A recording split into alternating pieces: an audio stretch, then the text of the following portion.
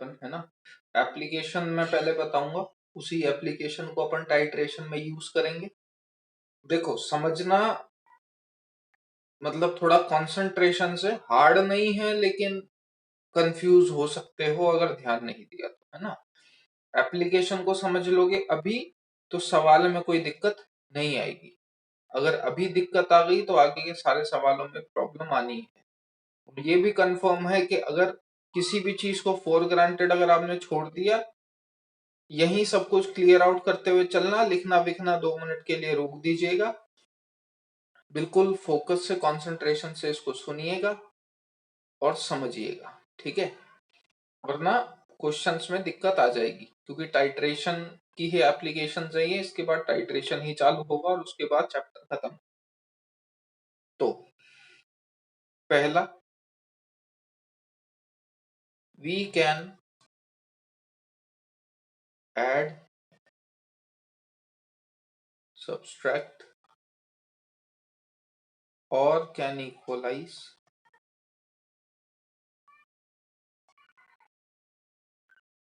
the number of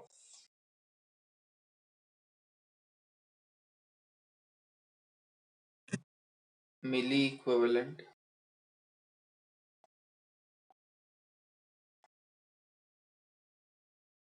or equivalent only if the n factor is same in all the reaction। देखो, कुछ भी बताने से पहले मैं आपको एक दो चीजें रिमाइंडर दिला दूं, ताकि जब मैं वो यूज करूं, आप चाहो तो इसको आप अपने कॉपी के ऊपर लिख लो, लिखवा रखा है, बस एक याद दिलाने के लिए। पहला, नंबर ऑफ इक्विवेलेंट बराबर number of moles into N factor होता है, ये अपन देख चुके हैं, ठीक है। और आपको ध्यान रखना है मोलैरिटी बराबर मोल्स अपॉन वॉल्यूम होता है। तो यहां से अगर आप मोल्स निकालना चाहोगे तो मोल्स बराबर क्या हो जाएगा, मोलैरिटी इनटू वॉल्यूम, ठीक है। और क्या यूज में आएगा, और लॉ ऑफ इक्विवेलेंट आपको याद ही होंगे, equal equivalent of the reactant react together to give equal equivalent of the product, equal equivalent react together to give equal equivalent of the product. अगर इनमें से आपको कुछ ठीक लगे तो ऊपर कॉपी में नोट डाउन कर लीजिएगा। ये दो तीन चीजें मेनली काम में आएंगी, ठीक है। ये दो तीन चीजें मेनली काम में आएंगी और ये चीजें आपको याद होनी चाहिए, ठीक है। ये अपन पुराना सब देख चुके हैं, मैं काम में लूंगा इसको। तो अगर आपको कुछ लिखना है तो आप इसको ऊपर नोट डाउन कर सकते हैं, ताकि मैं रेफरेंस जब लूं तो आप देख पाए, ठीक है। फिलहाल आगे बढ़ते हुए, ये याद होगा आपको, ठीक है ना, तो खुद से लिख लेना फॉर्मूला। अगर कोई सा भूल गए हो तो पूछ लेना मुझसे। मोलैरिटी बराबर मोल्स अपॉन वॉल्यूम होता है, याद होगा। नंबर ऑफ इक्विवेलेंट बराबर number of moles into N factor होता है, याद होगा। इक्वल लॉ ऑफ इक्विवेलेंट आपको याद ही होंगे, equal equivalent of the reactant react together to give equal equivalent of the product. क्या मेरी बात ध्यान से सुनिए, क्या कहना चाह रहा हूं ऊपर वाला। एडिशन वाली एप्लीकेशन की अपन बात कर रहे हैं। मान लो एक बीकर है, उस बीकर में ए और बी का मिक्सचर था, इसमें मैंने सी ऐड कर दिया, ठीक है। सी ए के साथ भी रिएक्ट करता है और बी के साथ भी रिएक्ट करता है, सी ए के साथ भी रिएक्ट करता है और सी बी के साथ भी रिएक्ट करता है। तो लॉ ऑफ इक्विवेलेंट से क्या मैं ये बोल सकता हूं, क्या लॉ ऑफ इक्विवेलेंट क्या बोलता है, equal equivalent of the reactant react together to give equal equivalent of the product, ठीक है ना। यानी कि क्या मैं लिख सकता हूं कि milli equivalent of C first वाली रिएक्शन में जो होगा वो बराबर होगा किसके, मिली इक्विवेलेंट ऑफ ए के। Equal equivalent of the reactant react together, जितने इक्विवेलेंट इसके उतने ही इक्विवेलेंट इसके आपस में रिएक्ट करेंगे। सिमिलरली सेकंड वाली के लिए भी मैं ये बोल सकता हूँ that milli equivalent of C in reaction 2 is equal to milli equivalent of B, ठीक। तो अगर मैं दोनों रिएक्शंस को कंबाइन करूं तो क्या मैं ऐसा लिख सकता हूं क्या, that milli equivalent of, milli पूरा लिख देते हैं, milli equivalent of C total is equal to milli equivalent of A plus milli equivalent of B, milli equivalent of A plus milli equivalent of B। ठीक है, ये first application है, note down कर लीजिए इसको।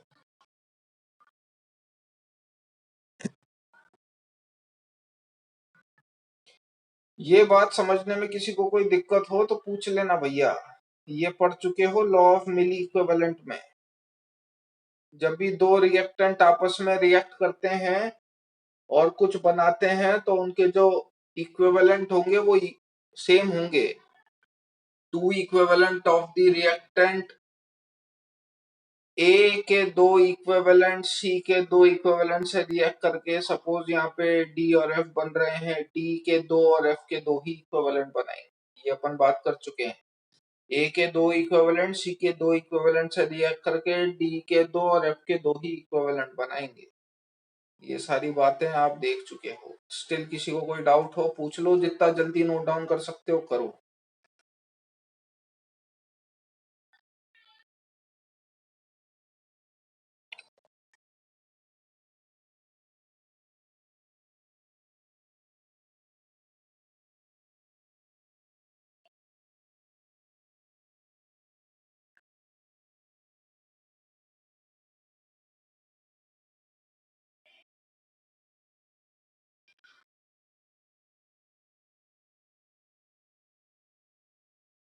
सबका हो गया, ठीक है। तो देखिए क्या करा था अपन ने ए और बी का मिक्सचर लिया था और उसमें सी ऐड करा था। तो इस रिएक्शन से मैं ये वाली चीज बोल सकता हूं,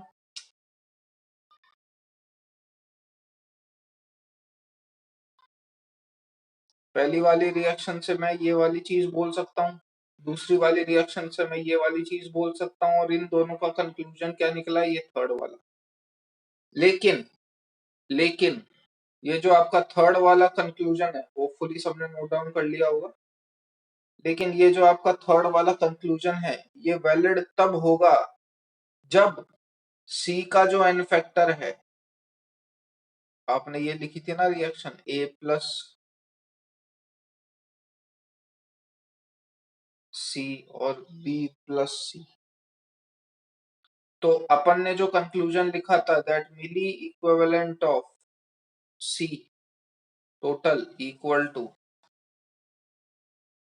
मिली equivalent of A plus milli equivalent of B, ये जो कंक्लूजन आपने लिखा है ये तब वैलिड होगा जब सी का एन फैक्टर ऊपर और सी का एन फैक्टर नीचे, ये दोनों एन फैक्टर सेम हो। ये वाला कंक्लूजन सिर्फ और सिर्फ तब वैलिड होगा जब ऊपर जो सी है और नीचे जो सी है, इन दोनों सी का जो एन फैक्टर है वो दोनों जगह रिएक्शन में सेम हो। नियरली 100% केसेस में होता भी ऐसा ही है, 100% केसेस में होता भी ऐसा ही है। जैसे कल मैंने आपको लिखवाया था H2C2O4 क्या देगा, H2C2O4 क्या देता है, CO2। तो ये +3 से जा रहा है +4, मैंने आपको बताया था H2C2O4 अगर रिएक्शन में आ जाए तो आपको हर हाल में CO2 मिलेगी, चाहो तो पन्ने पलट के देख सकते हो। तो एक कार्बन एक का चेंज, दो कार्बन दो का चेंज, यानी कि एन फैक्टर ऑफ H2C2O4 जो है वो 2 है। अब वो जो 2 है वो 2 तो फिक्स है ना। अब आप चाहे H2C2O4 को A से रिएक्ट कराओ, चाहे H2C2O4 को B से रिएक्ट कराओ, एन फैक्टर उसका 2 ही आना है, ये बात कंफर्म है। तो पहली एप्लीकेशन ये बोलती है, ठीक है। अब दूसरी एप्लीकेशन ध्यान से सुनिएगा, सेकेंड।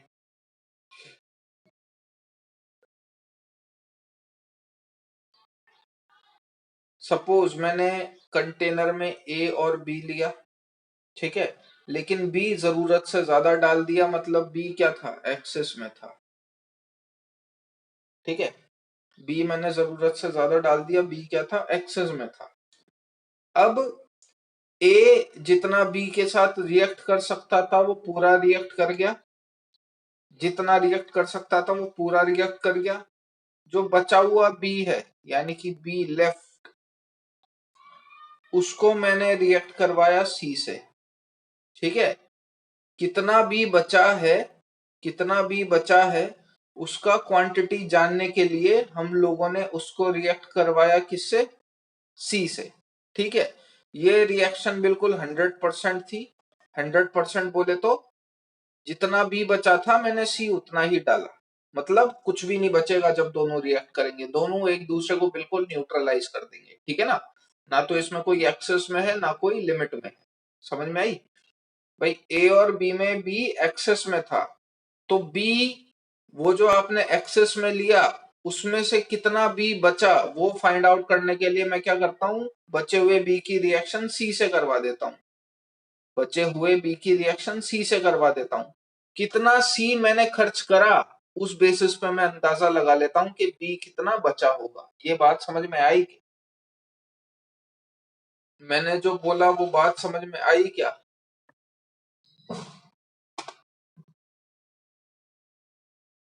अरे वापस रिपीट करूं?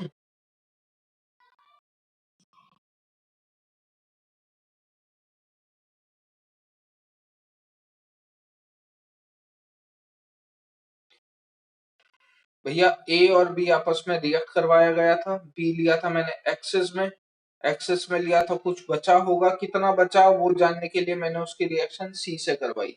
इसी चीज को बोलते हैं क्या, बैक टाइट्रेशन।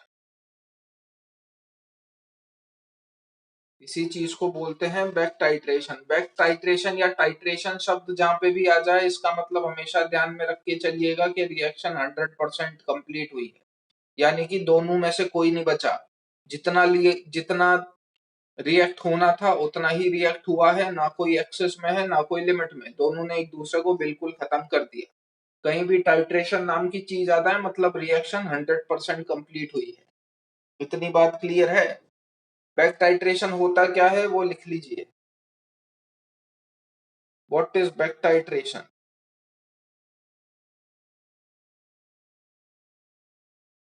पहले हिंदी में समझा देता हूँ। बैक टाइट्रेशन का मतलब होता है किसी अननोन के बारे में पता करना, उस किसी ऐसी ऐसे की मदद से जिसके बारे में मुझे सब कुछ पता हो। जैसे यहाँ पे मुझे बी के बारे में पता करना था कि बी कितना बच रहा है, तो मैं बी के बारे में कैसे पता करता हूँ, किसी ऐसे रिएजेंट की मदद से या किसी ऐसे कंपाउंड की मदद से जिसके बारे में मुझे सब कुछ पता है। मुझे इसका कॉन्सेंट्रेशन भी पता है, मैंने इसका कितना वॉल्यूम लिया मेरे को ये भी पता है, मैंने इसका कितना वॉल्यूम रिएक्ट करवाया मुझे ये भी पता है, मैंने सी का कितना ग्राम लिया मुझे ये भी पता है। तो सी के बारे में मुझे सब कुछ पता है, और बी के बारे में मुझे कुछ भी पता लगाने के लिए अपन जिस प्रोसेस को करवाते हैं वो कहलाया जाता है बैक टाइट्रेशन। यानी कि किसी दूसरे के बारे में कुछ पता लगाना, किसकी मदद से, किसी ऐसे की मदद से जिसके बारे में आपको सब कुछ पता हो। This process is known as what, back titration. So to know the left quantity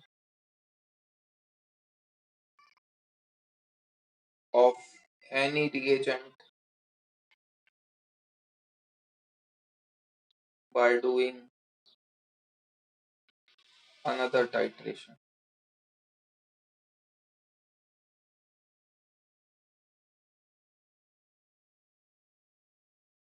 चलिए लिख लीजिए, हो गया हो जब बता देना।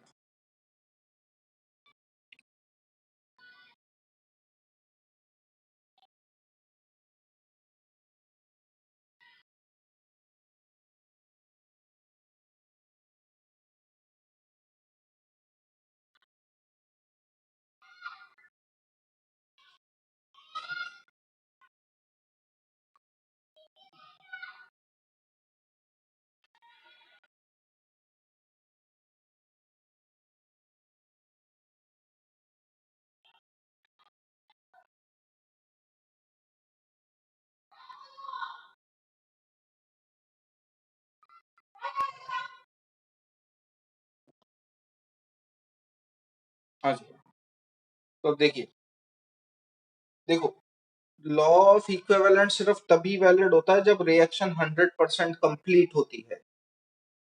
जो आप इक्विवेलेंट बराबर करते हो ना, equal equivalent of the reactant react together to give equal equivalent of the product, ये चीज सिर्फ और सिर्फ तब वैलिड है जब कुछ भी नहीं बचा हो।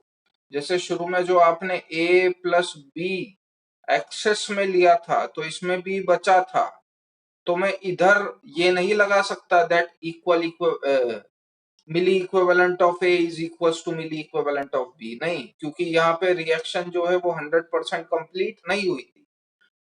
लॉ ऑफ इक्विवेलेंट सिर्फ और सिर्फ तब वैलिड होता है जब आपकी रिएक्शन 100% कंप्लीट हो।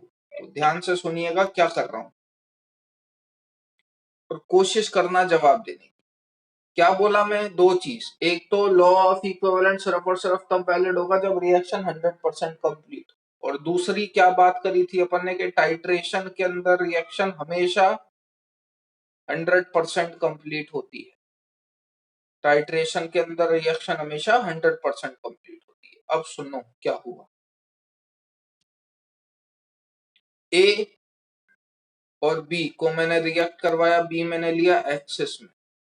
ध्यान से सुनना, समझ में नहीं आया पूछ लेना। अगर ये समझ में नहीं आया तो आगे का कुछ भी समझ में नहीं आएगा। बी आपने एक्सेस में लिया, बी कुछ बचा, कितना बचा? वो जो बी लेफ्ट बचा उसे फाइंड आउट करने के लिए मैंने उसको सी से रिएक्ट करवाया। इसी को आप क्या बोलते हो? Back titration. मेरा पहला सवाल, क्या यहाँ पे रिएक्शन 100% कंप्लीट हुई है क्या? हाँ कि ना? जल्दी जवाब दीजिए। क्या यहाँ पे रिएक्शन 100% कंप्लीट हुई है क्या? बी लेफ्ट और सी की जो आपने रिएक्शन करवाई है, क्या वहां रिएक्शन 100% कंप्लीट है? यस और नो? 100% कंप्लीट है, क्योंकि यहाँ पे रिएक्शन 100% कंप्लीट है तो यहाँ पे मैं मिली इक्विवेलेंट का कंसेप्ट लगा सकता हूँ। मिली इक्विवेलेंट का कंसेप्ट लगाने का क्या सेंस है मेरा? ध्यान से सुनना क्या कर रहा हूं मैं। मान लेते हैं कि मैंने सी के कितने इक्विवेलेंट लिए हैं? Alpha. Let milli equivalent of C मैंने ले लिया अल्फा।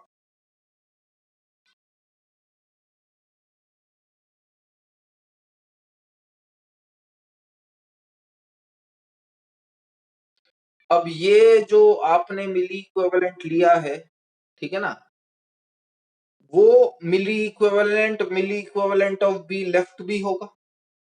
क्लियर है? क्योंकि यहाँ पे तो रिएक्शन 100% कंप्लीट हुई है ना। अब रिएक्शन क्योंकि 100% कंप्लीट हुई है तो इक्विवेलेंट्स को तो आप बराबर कर ही सकते हो। तो मिली इक्विवेलेंट ऑफ सी मतलब milli equivalent of the reactant react together to give equal equivalent of the product. तो मिली इक्विवेलेंट ऑफ सी जो आपने अल्फा माना है वो किसके बराबर होंगे? Milli equivalent of B left के।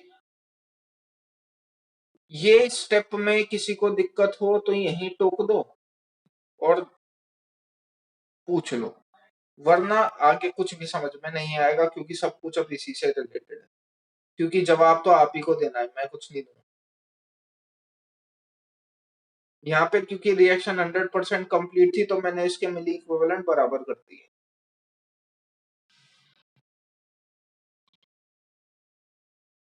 किसी को दिक्कत नहीं हुई? ठीक है। सो देखिए, मिली इक्विवेलेंट ऑफ बी लेफ्ट कितना है? अल्फा। मेरे लॉ ऑफ इक्विवेलेंट से मेरा मिली इक्विवेलेंट ऑफ बी लेफ्ट आ गया अल्फा।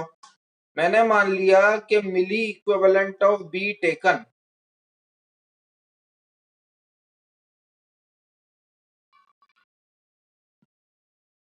मैंने लिया था बीटा। शुरू में जो मैंने लिया बी वो मैंने लिया beta. Milli equivalent of B left आए मेरे अल्फा। अब मैं आपसे पूछ रहा हूं, बताइए मिली इक्विवेलेंट ऑफ बी रिएक्टेड कितना?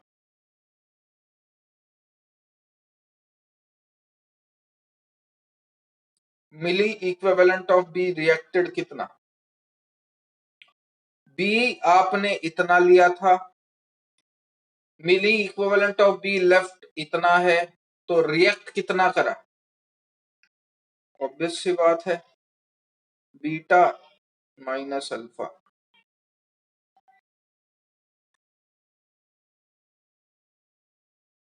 इक्वल टू दैट ऑफ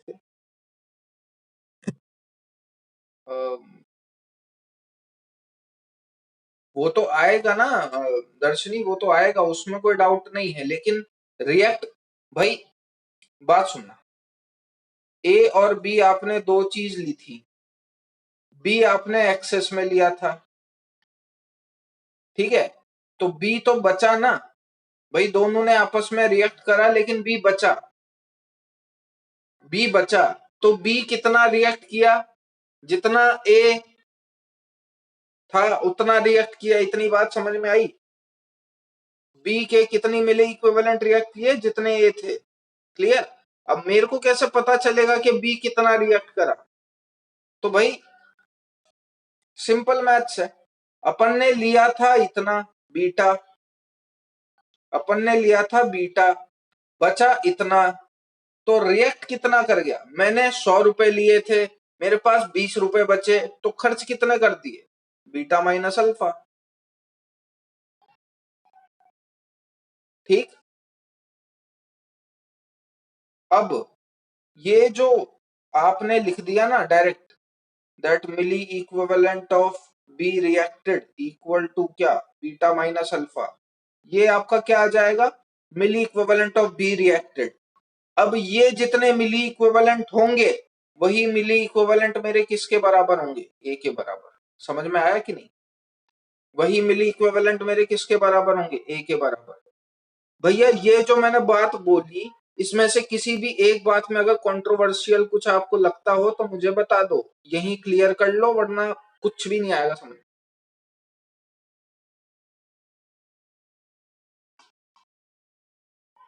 जितना मिली इक्विवेलेंट ऑफ बी रिएक्टेड है उतना ही मिली इक्विवेलेंट ऑफ ए आएगा।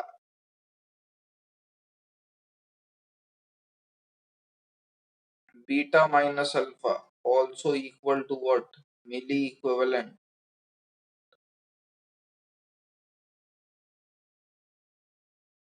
of A।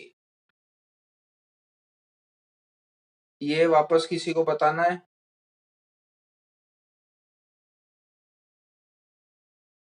तो ये जो आपने रिजल्ट लिखा, milli equivalent of B reacted equal to beta minus alpha, again ये आप सिर्फ और सिर्फ तब लिख सकते हो जब ये वाला जो बी है और ये वाला जो बी है, इन दोनों बी का एन फैक्टर बराबर हो। ये वाला जो बी है और ये वाला जो बी है, इन दोनों का एन फैक्टर बराबर हो, आप सिर्फ तभी ये रिजल्ट लिख सकते हैं। नोट डाउन करिए। अगर एन फैक्टर बराबर नहीं है तो कैसे करेंगे, अगला केस वो बताऊंगा। नोट डाउन करिए जल्दी।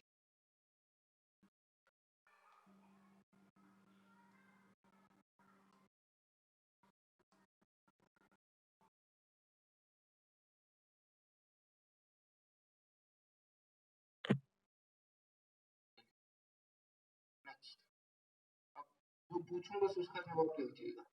जैसा कि मैंने बोला, वो आप सिर्फ तब लिख सकते हो जब आपका एन फैक्टर सेम हो। If N factor is different, तब क्या करेंगे? तो देखिए, सेम केस लेते हैं, ए प्लस बी। मान लिया मैंने इसका एन फैक्टर n1 था, एक्सेस में था, बिल्कुल ध्यान से सुनना, और ये मैंने लिया बी और सी, इसका एन फैक्टर था n2, लेफ्ट वाले का। ठीक है, अब पहले तो मुझे ये बताओ, क्या ये रिएक्शन पूरी 100% कंप्लीट है, हाँ कि ना?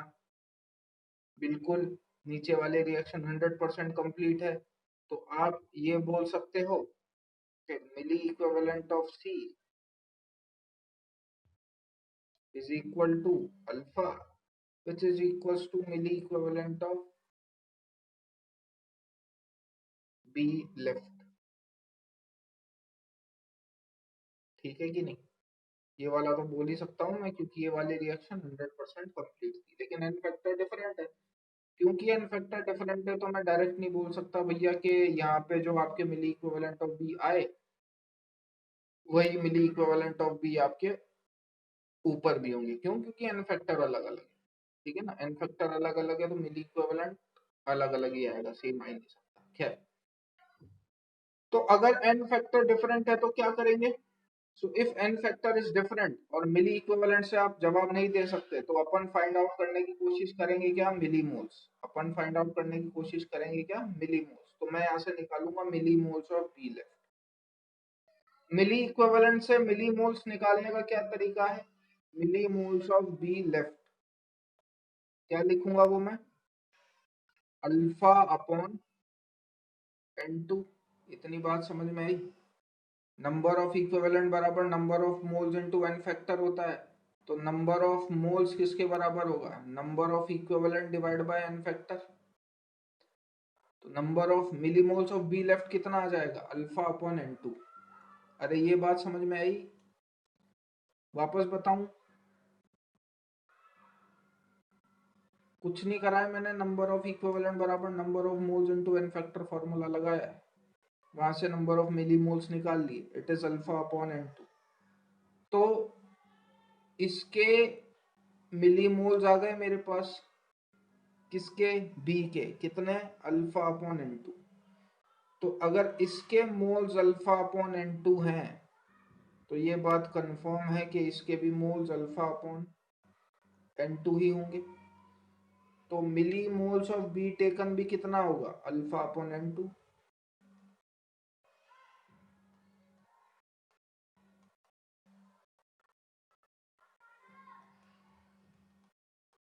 ठीक है, अब ध्यान से सुनना, मिली मोल्स ऑफ बी रिएक्टेड कितना है? Sorry sorry sorry sorry sorry sorry sorry, है ना, गलत लिख दिया अपन ने। ये तो मैंने, देखो ध्यान से सुनिएगा, इसके इसके कंपैरेटिवली जब अपन बात करेंगे तो यहाँ पे मैंने कितने लिए थे मिली मोल्स ऑफ बी टेकन? तो बीटा माना था ना, मिली मोल्स ऑफ बी टेकन कितना माना था मैंने? बीटा। तो इसके मिलीमोल्स कितने आए? Alpha upon n2। किसके? Millimoles of B left. इसके मिलीमोल्स कितने आएंगे? इसके मिलीमोल्स कितने आएंगे? Millimoles of B taken equal to beta upon n2। तो what are the millimoles of B reacted? दोनों को माइनस कर दूंगा। Millimoles of B left alpha upon n2, millimoles of B taken beta upon n2। तो कितने millimoles B के react करे? तो अपन क्या करेंगे? माइनस कर देंगे टेकन में से left, beta upon n2 minus alpha upon, sorry इसका इन फैक्टर n1 माना था ना अपन ने, n1 माना था अपन ने। लिख लीजिए, जिसको समझ में नहीं आया पूछ लो, ये जिसको समझ में नहीं आया पूछ लो ये।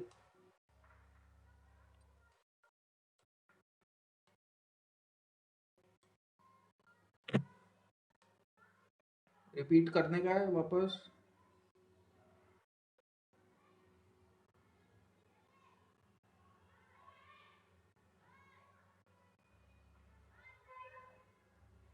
जब नोट डाउन हो जाए बता देना।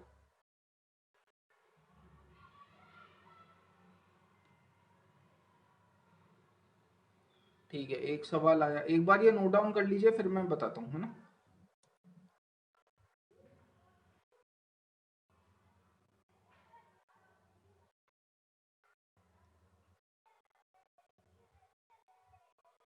चलो, सबका हो गया?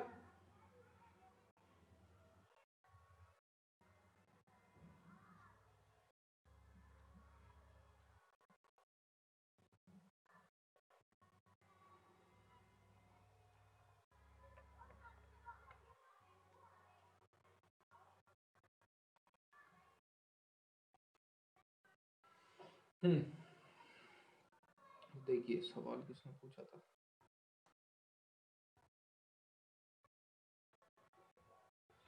मिली इक्विवेलेंट है, देखिए सारा एक और बार देख लो। ए और बी मैंने लिया, बी एक्सेस में था, ठीक है। जो लेफ्ट आया उसकी रिएक्शन करवाई मैंने सी से, ठीक है। मैंने मान लिए मिली इक्विवेलेंट ऑफ सी कितना, मैंने मान लिया अल्फा। तो ये जो सी के मिली इक्विवेलेंट होंगे वही मिली इक्विवेलेंट ऑफ बी लेफ्ट होंगे। इतनी बात समझ में आई?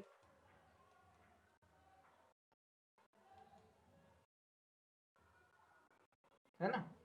अब देखिए, अपन सेकंड केस लेके चल रहे हैं कि मैंने एन फैक्टर इसके अलग अलग माने थे। सपोज मैंने इसका एन फैक्टर n1 माना, इसका एन फैक्टर n2 माना, ठीक। मैं ये मान के चल रहा हूं कि मैं इसके कितने मिली इक्विवेलेंट लेके चला था, मैंने इसके बीटा लिए थे। बी के मैंने कितने मिली इक्विवेलेंट लिए थे, बीटा लिए थे। क्लियर है। तो बी लेफ्ट के कितने मिली इक्विवेलेंट निकले, सारा अल्फा निकला। बी लेफ्ट का कितना मिली इक्विवेलेंट निकला, अल्फा। आपने लिया कितना था, बीटा। तो रिएक्ट कितना कर गया, तो रिएक्ट कितना कर गया, milli equivalent of B reacted equal to beta minus alpha. ये बात समझ में आई सारा?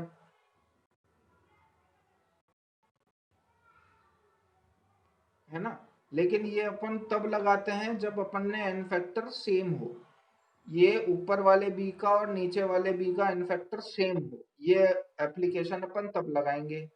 लेकिन अपन ने जो केस लिया है वो अपन ने लिया है क्या, that N factor are different. तो जब भी एन फैक्टर अलग अलग होंगे तो मैं क्या करूंगा, मैं मिली मोल्स फाइंड आउट करूंगा या मोल्स फाइंड आउट करूंगा, जो भी बोलो। मैं क्या करूंगा, मैं मिली मोल्स या मोल्स फाइंड आउट करूंगा। अपन जानते हैं नंबर ऑफ इक्विवेलेंट बराबर number of moles into N factor होता है। सही है कि नहीं? तो यहां से नंबर ऑफ मोल्स क्या आ जाएंगे, number of equivalent upon N factor. बताइए बीटा के नंबर ऑफ मिलीमोल्स कितने लिखूंगा मैं, सॉरी इस बी के, माफ कीजिएगा ना, इस बी के नंबर ऑफ मिलीमोल्स कितने लिखूंगा मैं।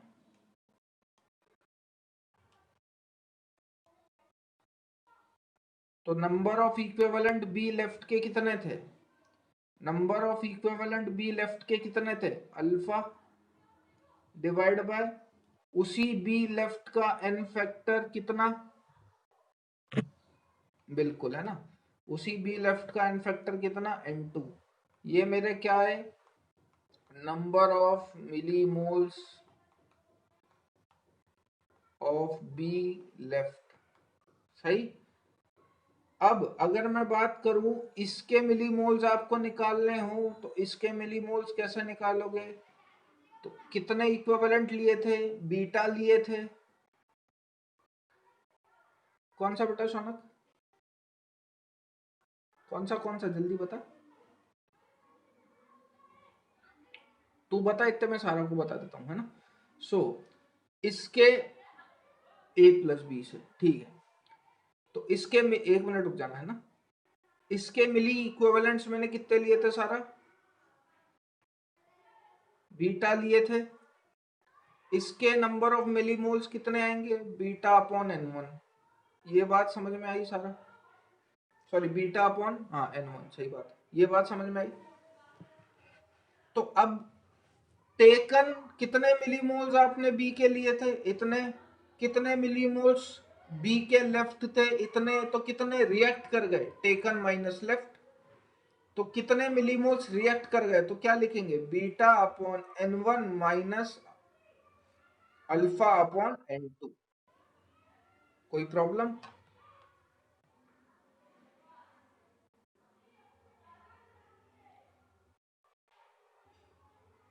मिली, ये क्या है अपना, milli moles of B reacted.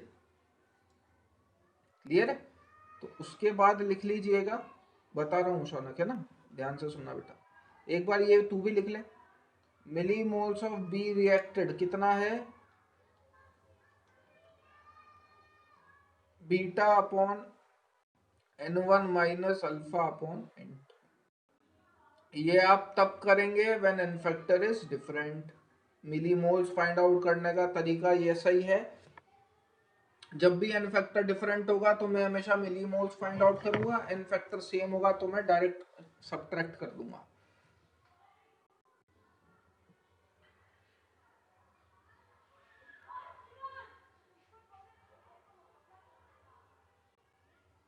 ये बात क्लियर इतनी?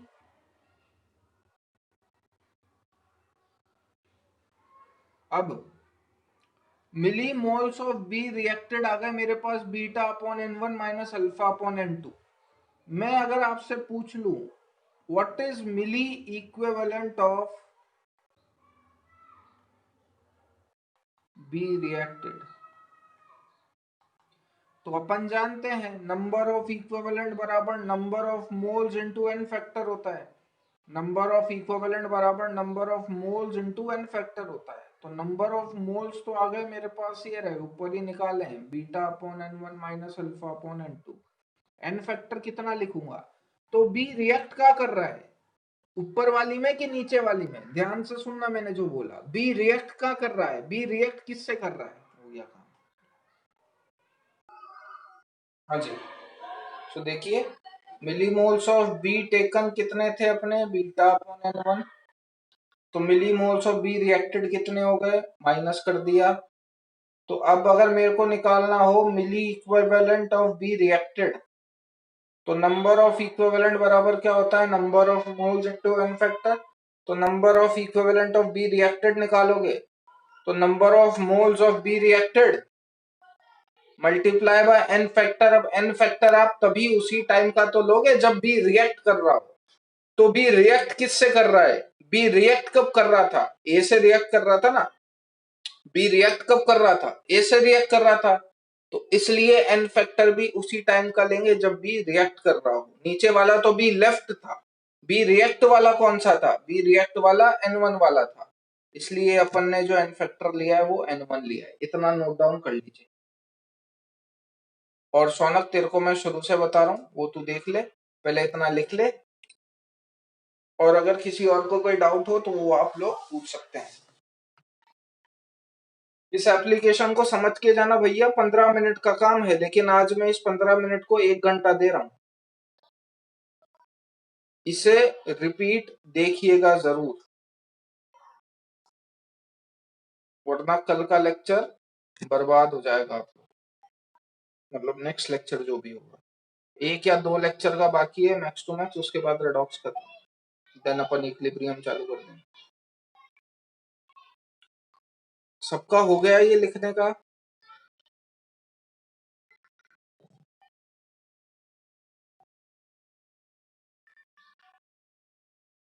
चल चल बेटा सोनक, तू ही जवाब दे, अब तेने पूछा है तो, है ना। धीरे धीरे बात करते हैं। वो भी बताऊं क्या जब एन फैक्टर सेम था, पहले ये बता। वो भी बताना है कि जब एन फैक्टर सेम था? ठीक है, ये है भैया, है ना, ये रिएक्शन है ए प्लस बी, बी मैंने लिया है एक्सेस में, ध्यान से सुनना। बी एक्सेस में लिया है, कोई दिक्कत नहीं। ए और बी ने आपस में रिएक्शन करी, बी तेने लिया एक्सेस में। बी एक्सेस में लिया मतलब बी ज्यादा लिया। कितना ज्यादा लिया वो पता लगाने के लिए मैंने उसको रिएक्ट करवा दिया सी से। तो ये जो नीचे होगा ये बी लेफ्ट होगा, बचा हुआ बी। जितना बी बचा उसको मैंने सारा का सारा रिएक्ट करवा दिया सी से। इसी प्रोसेस को आप बोलते हो बैक टाइट्रेशन। इसी प्रोसेस को आप बोलते हो बैक टाइट्रेशन। ये टाइट्रेशन शब्द जहां पे भी आ जाए इसका मतलब है कि रिएक्शन 100% कंप्लीट हुई है, यानी कि पूरा का पूरा सब कुछ रिएक्ट करा है, कुछ भी नहीं बचा। इतनी बात समझ में आई क्या? मतलब ना तो अब बी बचा है ना अब सी बचा है। इतनी बात समझ में आई क्या? ठीक है, अब मेरी बात ध्यान से सुन बेटा। लॉ ऑफ मिली इक्विवेलेंट तब लगाते हैं, सॉरी, लॉ ऑफ इक्विवेलेंट तब लगाते हैं जब रिएक्शन 100% कंप्लीट हो। बस जो पूछू उसका जवाब देना। क्या ये वाली रिएक्शन तेरी 100% कंप्लीट थी? लॉ ऑफ इक्विवेलेंट क्या होता है, equal equivalent of the reactant react together to give equal equivalent of the product. क्या ये वाली तेरी रिएक्शन कंप्लीट है क्या पूरी तरीके से?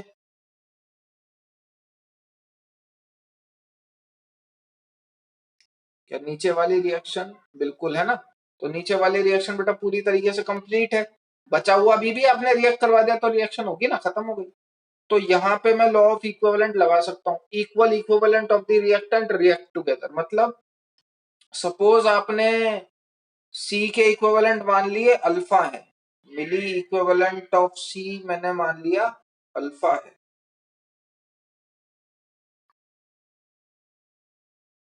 ठीक है, अब सी के अगर इतने इक्विवेलेंट हैं तो बी के भी इतने ही इक्विवेलेंट होंगे, क्योंकि लॉ ऑफ इक्विवेलेंट यही बोलता है, equal equivalent of the reactant react together to give equal equivalent of the product. समझ में आई ये बात?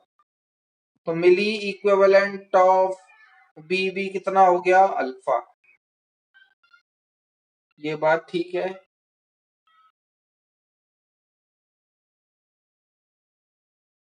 ये बात ठीक है? ठीक। अब ये जो तूने बी एक्सेस में लिया था, मैंने मान लिया इसके कितने मिली इक्विवेलेंट लिए तूने? मिली इक्विवेलेंट ऑफ बी टेकन शुरू में कितने लिए थे तूने? बीटा। अब बेटा इस बीटा, ये बीटा तो तूने लिए थे, इसमें से बच कितना गया? ये जो बीटा मिली इक्विवेलेंट तूने लिए थे इसमें से बचा कितना? कितना बी बच गया?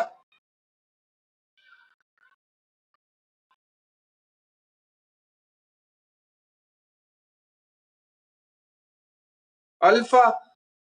समझ में आया ना? ये मिली इक्विवेलेंट ऑफ बी लेफ्ट ही है। इतना तूने लिया था, इतना बच गया, तो रिएक्ट कितना किया? So milli equivalent of B reacted equal to कितना? Beta minus alpha. ये बात समझ में आई?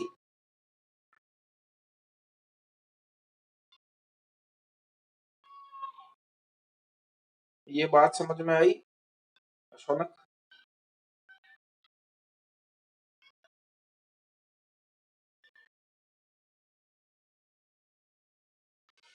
चल, तो ये अपन कब लगाते हैं? Milli equivalent of B reacted equal to, मैं डायरेक्ट कब लिख सकता हूं कि भैया बीटा माइनस अल्फा होगा? जब इस वाले बी का एन फैक्टर और इस वाले बी का एन फैक्टर सेम हो।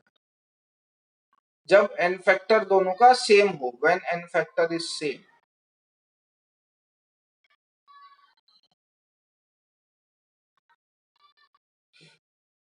समझ में आया? लेकिन अगर एन फैक्टर अलग अलग है तो क्या करेंगे? सेम बात कर रहा हूं मैं। ये ले लिया मैंने एक्सेस में,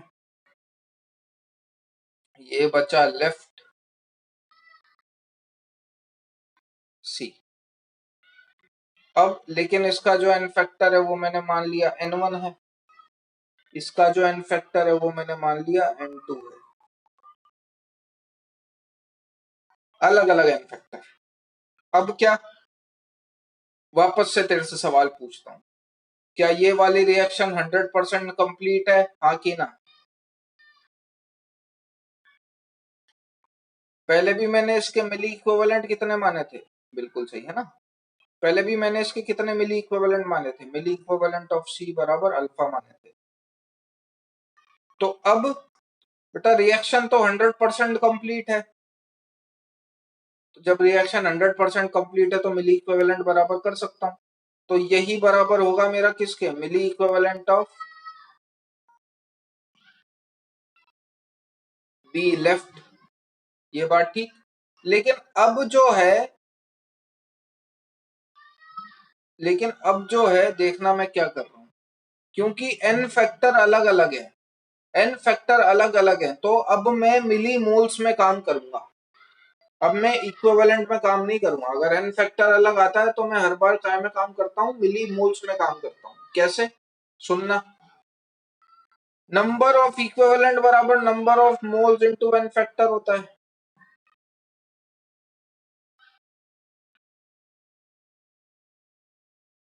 बता बेटा। Milli equivalent of B left कितना, sorry milli moles of B left कितना। तो यहां से अगर मोल्स निकालेगा तो मोल्स किसके बराबर आ जाएंगे, नंबर ऑफ इक्विवेलेंट बराबर number of moles into N factor होता है। तो नंबर ऑफ मोल्स किसके बराबर होंगे, number of equivalent upon N factor. इतनी बात समझ में आई,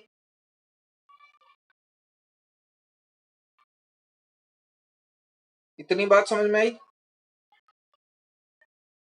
बिल्कुल सही, बिल्कुल सही है ना। अब बता बेटा, बी लेफ्ट के, बी लेफ्ट का नंबर ऑफ इक्विवेलेंट कितना है, बी लेफ्ट का नंबर ऑफ इक्विवेलेंट कितना है।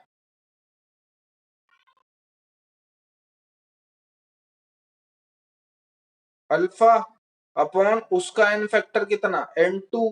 ये मेरे आ गए क्या, milli moles of B left.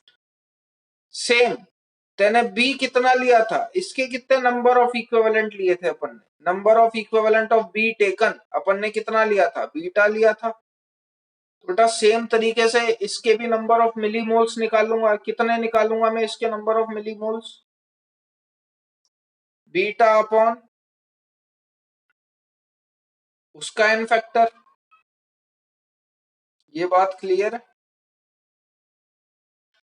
ठीक है। तो इतना, ये क्या है, नंबर ऑफ मिली मोल्स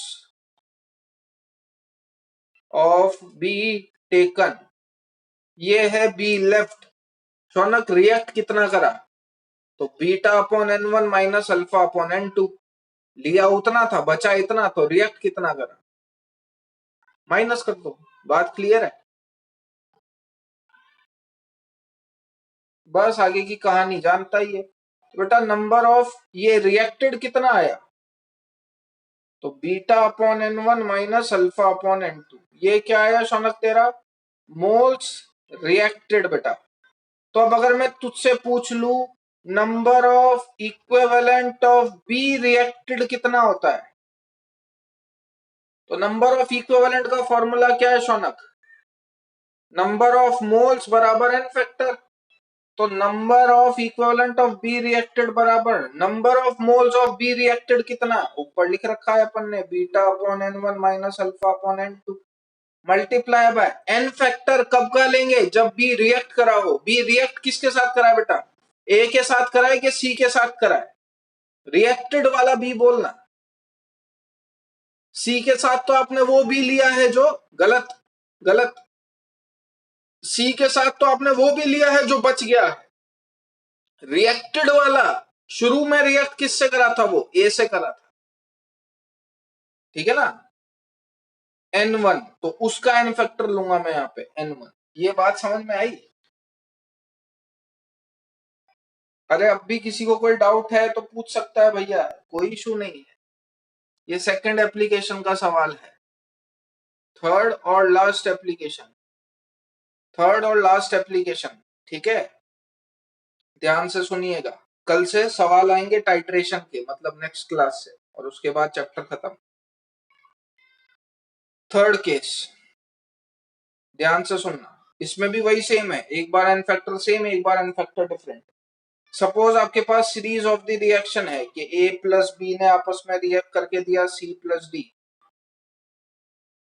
उसके बाद जो डी बचा उसने ई के साथ रिएक्ट करके दिया एफ और जी, उसके बाद जो जी बचा उसने एच के साथ रिएक्ट करके दिया कोई प्रोडक्ट, मतलब सीरीज ऑफ द रिएक्शन चल रही है, ठीक है, मतलब सीरीज ऑफ द रिएक्शन चल रही है। मुझे बताओ क्या यहाँ रिएक्शन 100% कंप्लीट हुई, हाँ कि ना, क्या यहाँ रिएक्शन 100% कंप्लीट हुई, यस और नो, प्रोडक्ट मिल गया तो फाइनल।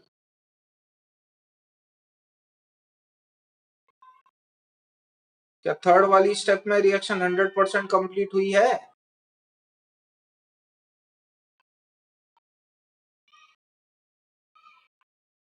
उसके आगे रिएक्शन अगर मैंने नहीं लिखी तो जाहिर सी बात है कि हमारी रिएक्शन 100% कंप्लीट हुई, ठीक है। तो अब देखिए, समझ में ना आए तो पूछिएगा। मैंने मान लिया सपोज इसके मिली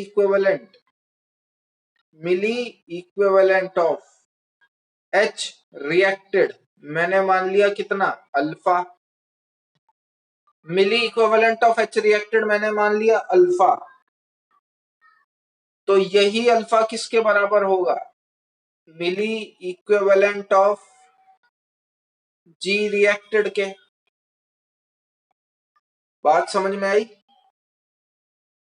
मिली इक्विवेलेंट ऑफ H रिएक्टेड जो कि है अल्फा, वही मेरा किसके बराबर होगा? मिली इक्विवेलेंट ऑफ G रिएक्टेड के। अरे ये बात क्लियर है क्या कि वापस बताऊं ये भी?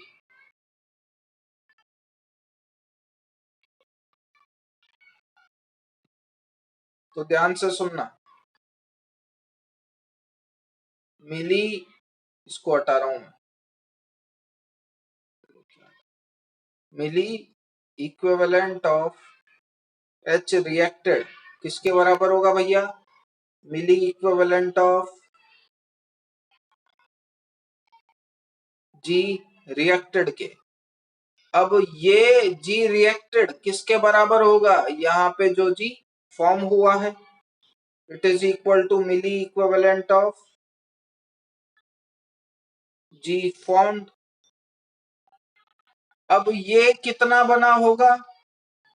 जितना ये रिएक्ट करा है, which is also equal to, इनके एन फैक्टर्स मान लेते हैं अपन। सपोज इसका एन फैक्टर n1 है, इसका भी n1 है, इसका n2 है, इसका भी n2 है।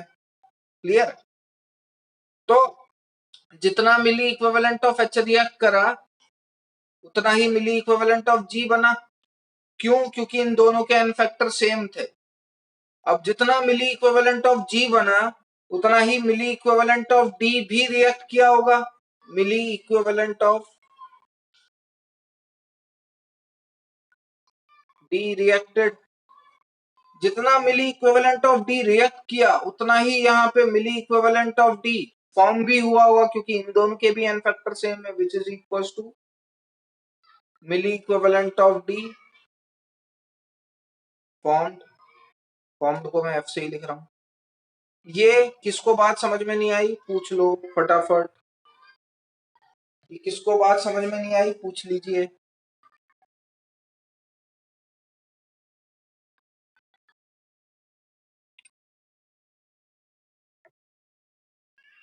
ये वापस बताऊं कि क्लियर है अब?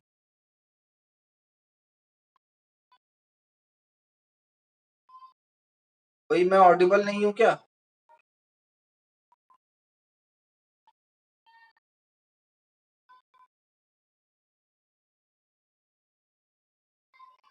ऑडिबल है शौनक, ऑडिबल है बेटा। क्या ये वाली बात किसी को बतानी है?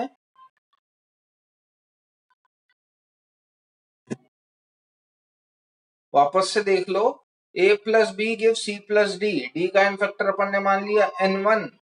जो डी बचा उसने ई के साथ रिएक्ट करके एफ और जी बनाया। जो जी बचा उसने एच के साथ रिएक्ट करके प्रोडक्ट बनाया। मतलब ये 100% रिएक्शन कंप्लीट हो गई। Equal equivalent of the reactant react together to give equal equivalent of the product. तो जितना H रिएक्ट करा उतना ही G भी रिएक्ट करा, क्योंकि दोनों के एन फैक्टर सेम थे। तो जितना G रिएक्ट करा उतना ही G ऊपर वाली रिएक्शन में बना। जितना G बना उतना ही D रिएक्ट करा। जितना D रिएक्ट करा उतना ही D ऊपर वाली रिएक्शन में बना। और जितना D बना उतना ही A भी बना होगा। सपोज A का एन फैक्टर मैं मान लेता हूं Na है। सपोज A का एन फैक्टर मैं मान लेता हूं Na है। तो बताइए, पहले ये लिखना हो गया क्या? पहले ये बता दो।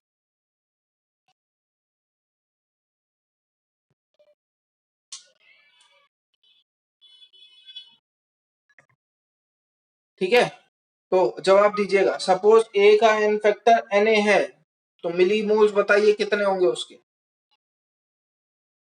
सपोज ए का अगर एन फैक्टर Na है तो मिली मोल्स बताइए कितने होंगे। तो ए के मिली इक्विवेलेंट कितने?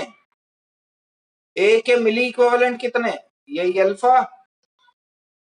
ए के मिली इक्विवेलेंट कितने, अल्फा, अरे जितना जी यहाँ पे बना, यहाँ पे जी कितना रिएक्ट करा, अल्फा, उतना ही जी यहाँ पे फॉर्म हुआ, अल्फा, उतना ही डी यहाँ पे रिएक्ट करा, अल्फा, उतना ही डी यहाँ पे फॉर्म हुआ, अल्फा, उतना ही ए यहाँ पे रिएक्ट करा, alpha.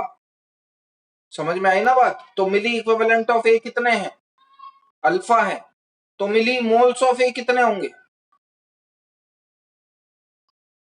Milli equivalent upon N factor. तो what are the milli moles of A, it is equal to alpha upon N A. एक बार अगर आपके मिली मोल्स आ गए तो इसको 1000 से डिवाइड कर दोगे तो क्या आ जाएंगे आपके मोल्स। एक बार मोल्स आ गए तो इसको मॉलिक्यूलर वेट से मल्टीप्लाई कर दो, मोल्स इनटू मॉलिक्यूलर वेट क्या आ जाएगा, वेट ऑफ ए। ये बात समझ में आई? मिली मोल्स आ गए अल्फा अपॉन एन ए, इसको 1000 से डिवाइड कर दो आपके पास मोल्स आ जाएंगे, मोल्स को मॉलिक्यूलर वेट से मल्टीप्लाई कर दो आपके पास वेट ऑफ ए आ जाएगा। एप्लीकेशन क्लियर है कि वापस बताऊं?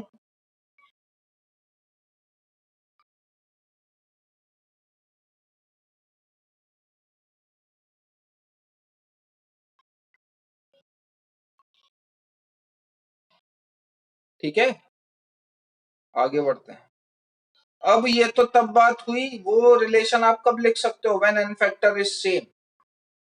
If n factor is different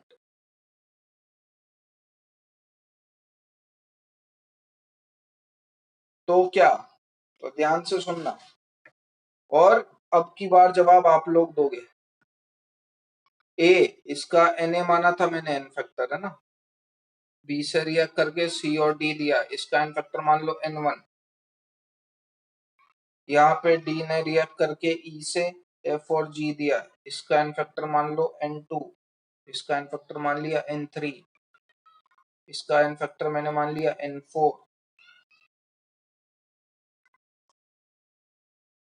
अब जवाब देने की बारी आपकी है, और मैं अब एक्सपेक्ट कर रहा हूं कि अगर समझ में आया होगा तो जवाब दे पाओगे, थोड़ा सा जल्दी देने की कोशिश करिएगा। सेम काम कर रहे हैं, milli equivalent of A, sorry milli equivalent of H reacted मैंने मान लिया अल्फा है। पहला सवाल, what is the milli equivalent of G reacted, what is the milli equivalent of G reacted.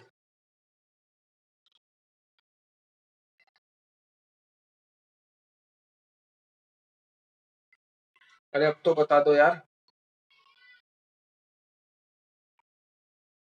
अगर milli equivalent of H reacted alpha है तो जी के कितने मिली इक्विवेलेंट रिएक्ट किए होंगे। क्या यहाँ पे रिएक्शन 100% कंप्लीट है?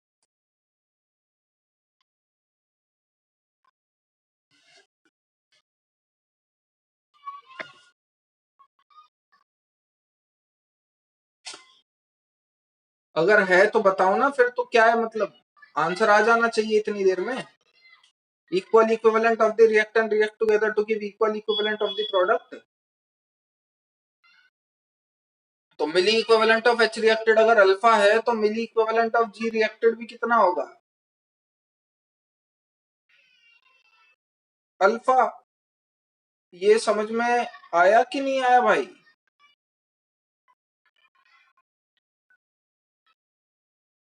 ये समझ में आया कि नहीं आया?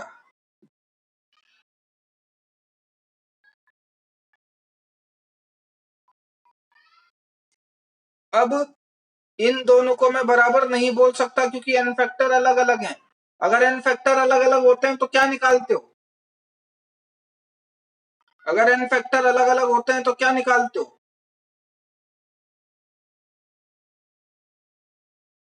अब इससे पहले एन फैक्टर अलग अलग थे तो क्या निकाला था,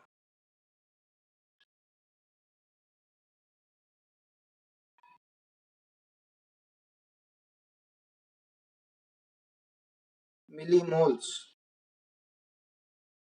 अगर एन फैक्टर अलग अलग है तो क्या निकालते हैं, मिली मोल्स।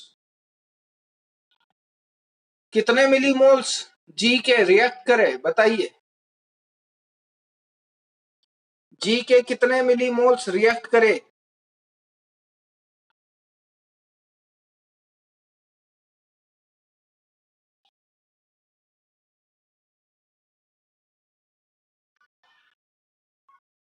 जी के कितने मिलीमोल्स रिएक्ट करेंगे? अल्फा अपॉन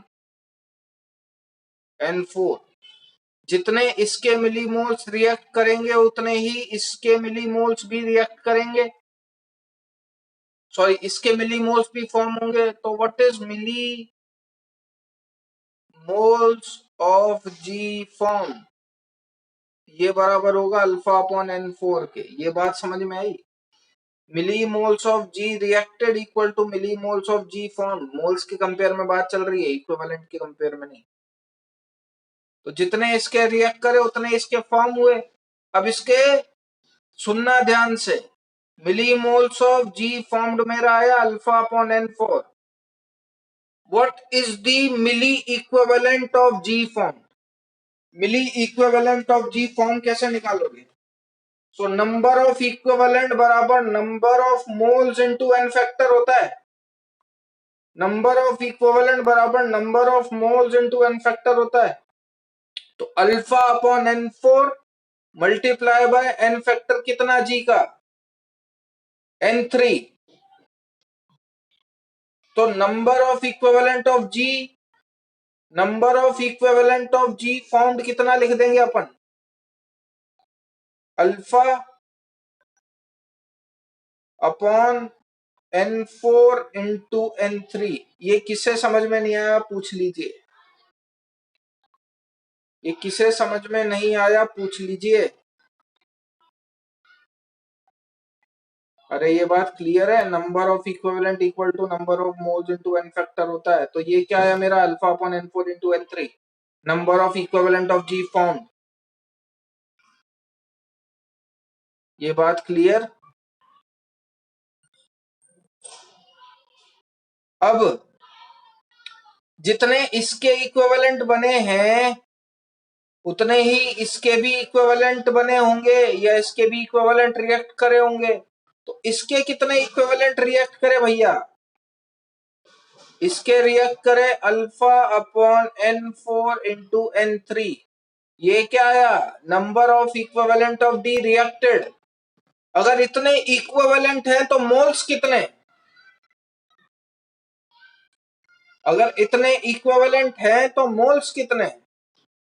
तो नंबर ऑफ इक्विवेलेंट बराबर number of moles into N factor. ठीक है, बिल्कुल सही बेटा। नंबर ऑफ इक्विवेलेंट बराबर number of moles into N factor. तो इसको मल्टीप्लाई कर दो किससे? N2 से। ये क्या है मेरे?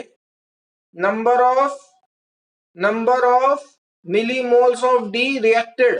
अब इतने ही मिलीमोल्स डी के फॉर्म भी हुए होंगे, इतने ही मिलीमोल्स डी के फॉर्म भी हुए होंगे। इतनी बात समझ में आती है क्या?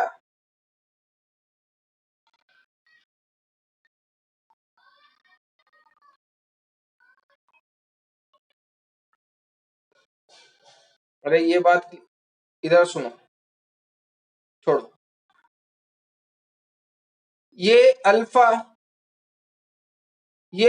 अपॉन N4 इंटू N3 किसे समझ में नहीं आया पूछ लीजिए।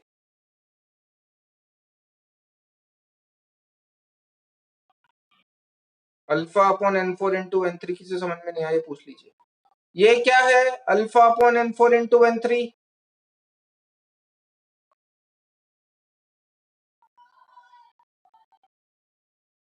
नहीं बेटा, नहीं हुई क्लास है। Alpha upon N4 into N3 क्या है? Number of equivalent of G found. इतने ही इक्विवेलेंट डी के बने होंगे। तो ये क्या है? Number of equivalent of D. ये क्या है? Number of equivalent of D. यहां से निकालो क्या? इक्विवेलेंट आ गए, निकालो क्या? मोल्स। कितने मोल्स बने? Number of equivalent of D तो आया alpha upon N4 into N3। What are the number of moles? तो नंबर ऑफ इक्विवेलेंट बराबर number of moles into N factor होता है। तो number of moles equal to number of equivalent divide by N factor होगा। Girl बेटा multiply नहीं divide होगा। Divide by N2। अब ये आए मेरा मोल्स, इतने ही मोल्स इसके हो गए होंगे, alpha into N4 by alpha into N3 by N4 into N2। इसके मोल्स आ गए, इसके मोल्स आ गए, तो मैं इसके इक्विवेलेंट भी निकाल दूंगा। जितने इसके इक्विवेलेंट आएंगे उतने ही ए के इक्विवेलेंट भी आएंगे। समझ में आई क्या बात, क्या करना चाह रहा था मैं? ये मैं कल वापस बताऊंगा, मतलब नेक्स्ट क्लास में। लेकिन भावनाएं समझ में आई क्या करना चाह रहे हैं अपन? ये तब है जब एन फैक्टर डिफरेंट हो।